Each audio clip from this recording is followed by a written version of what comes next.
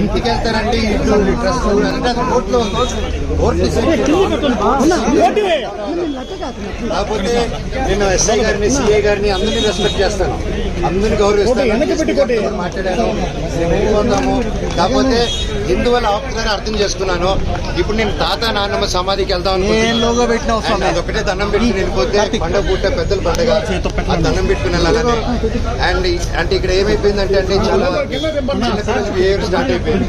జనరేటర్లో చక్కెర పోయడం and hoardings ఉంటే ఇక్కడ నాది, లోకల్ ఎమ్మెల్యే నాని గారిది, సీఎం గారిది, అందరు కలిపి మా హోర్డింగ్స్ అన్ని పెట్టుకుని ఉంటే అన్ని 2 కిలోమీటర్ రేడియస్ లో మొత్తం అందరూ కూడా డే టైంలో అంత ఫుటేజ్లు ఉన్నాయి మా దగ్గర.